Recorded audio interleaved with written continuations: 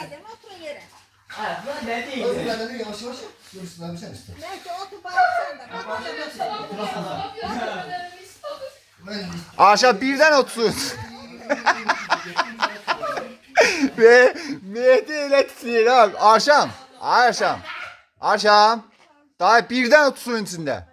Mehdi Yapşanlı'nın birden otur suyun içinde bak. Otur. Otur birden otur.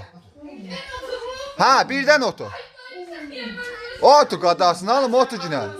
O cür ayaqüstə qalsan üşüyərsən. Otur. Aşam otur. Ay sağ ola. Otur qoyma. Otur. Adam, bedenin tüken istanmamıştı, ona göre şu yedildi. Sen de boynumu ettireceğiz, sen otur. Ben başka yere girmişim. Otur. Ay Məcid, onu başın istədi, başın qəşəng yox. İstandım. Ha başın qəşəng yuvatsa. Adamı koy bedenin. Qarın başını. Elə ora qəşəngdir otur ki. Bak benim eller bak bedenim. Ben esin ne? Ayağı qoydu başa. Boynumu ikinci aşağılı. Ondan sonra böyle oturursun. Suyun dibinde. Bir. Tamam mı? Boynumu. Bir. Otur. Otur. Boynumu.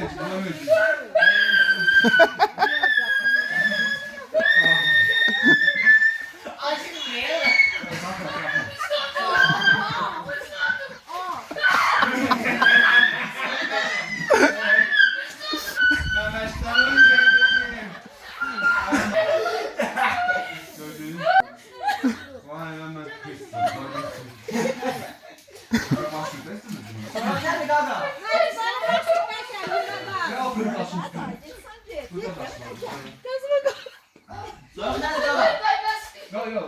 Ya ben başı uyumayıp sana be.